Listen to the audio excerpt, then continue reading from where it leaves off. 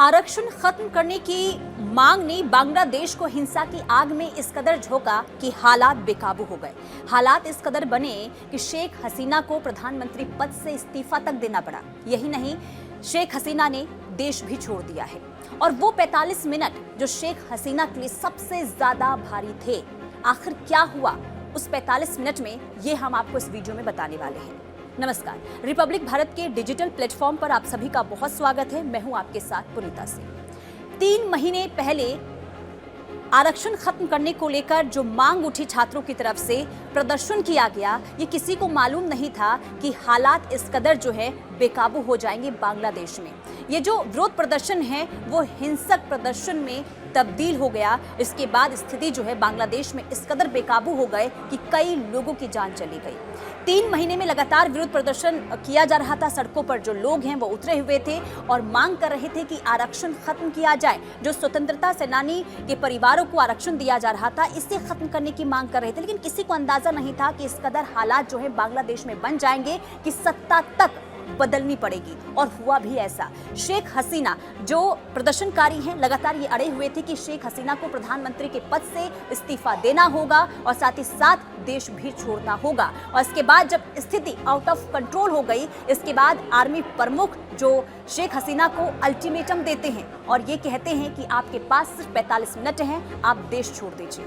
तो आखिर क्या हुआ उस 45 मिनट में, जरा ये आपको विस्तार से बता दें। 5 अगस्त 2024 की तारीख थी और दोपहर का समय था, यानी कि 2 बजे का समय था जब प्रदर्शनकारी जो है पीएम आवास में पहुंचते हैं और पीएम आवास को घेर लिया जाता है। और इसके बाद वो मांग करते हैं कि शेख हसीना को देश छोड़ना होगा। वो अड़े हुए थे, हालात बेकाबू हो गए, लोगों की जान जा रही थी, आगजनी की तस्वीर लगातार निकलकर सामने आ रही थी। इसके बाद आपको बता दें कि आर्मी ने हसीना को इस्तीफा देने के लिए कह दिया और अल्टीमेटम दे दिया गया और ये कहा गया कि 45 मिनट का आपके पास समय है, आप जो है इस 45 मिनट के अंदर देश छोड़ दे, इस्तीफा दे दे। इसके बाद क्योंकि स्थिति आउट ऑफ कंट्रोल हो रही थी और शेख हसीना जो थी वो बेबस थी, इसलिए उन्होंने इस्तीफा दे दिया और इसके बाद आपको बता दें कि उन्होंने देश भी छोड़ दिया। देखिए कितनी जल्दी जो है घटनाक्रम जो है बांग्लादेश में घटती चली गई। और इसके बाद आपको बता दें कि अभी भी बेकाबू हालात में जो हसीना के पास कोई विकल्प नहीं था, क्योंकि स्थिति कंट्रोल में नहीं आ रही थी। आनन फानन में हसीना ने देश छोड़ दिया, इस्तीफा भी दे दिया गया और एयरफोर्स के चॉपर से ढाका से निकलना पड़ा। देखिए इस कदर हालात बन गए कि आनन फानन में जो शेख हसीना है वो देश छोड़कर चली जाती हैं और अगरतला से होते हुए वो भारत पहुंचती हैं। आपको बता दें कि हिंडन एयरबेस पर उनका जो विमान है वो लैंड करता है। यानी कि कुल मिलाकर अभी जो शेख हसीना है वो भारत में मौजूद है और सबकी निगाहें इस वक्त टिकी हुई है भारत पर कि आखिर भारत का अगला कदम क्या होता है। साथ ही साथ आपको बता दें कि नजरें ये भी टिकी हुई है कि शेख हसीना आगे क्या कुछ करती हैं, क्योंकि खबर ये सामने आ रही है कि शेख हसीना जो है ब्रिटेन जा सकती हैं। भारत में कब तक रहेंगी अभी इसे लेकर कुछ भी नहीं कहा जा सकता है, क्योंकि इंतजार हो रहा है कि ब्रिटेन की तरफ से आखिर ग्रीन सिग्नल कब मिलता है। इसके बाद शेख हसीना जो है रवाना होंगी ब्रिटेन के लिए। लेकिन उससे पहले भारत भी लगातार बांग्लादेश में जो भी कुछ हो रहा है उस पर नजर बनाए हुए है, लगातार बैठकों का दौर भी जारी है।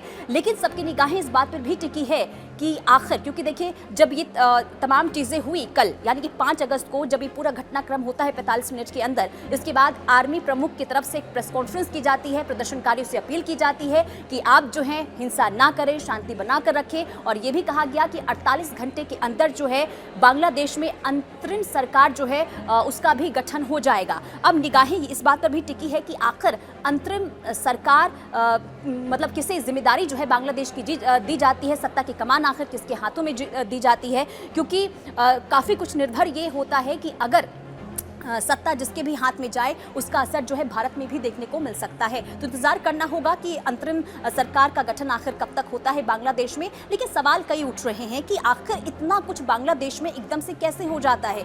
और सवाल ये भी किया जा रहा है कि क्या वाकई में जो प्रदर्शन कर रहे हैं वो छात्र हैं या फिर छात्र के आड़ में कोई कट्टरपंथी हैं, क्योंकि आपको बता दें कि बांग्लादेश में अब जो कट्टरपंथी हैं वो भी एक्टिव हो गए हैं और यही वजह है कि लगातार हिंदुओं को भी वहां पर टारगेट किया जा रहा है। हालांकि देखना यही होगा कि बांग्लादेश में हालात कब तक काबू में आते हैं, क्योंकि शेख हसीना के इस्तीफा देने के बाद भी हालात अब भी बद से बदतर बांग्लादेश में नजर आ रहे हैं। हालांकि बांग्लादेश को लेकर आपकी क्या राय है, हमें सोशल मीडिया में कमेंट के जरिए हमें जरूर बताएं। लेकिन बाकी खबरों के लिए आप सोशल मीडिया प्लेटफॉर्म पर बने रहें।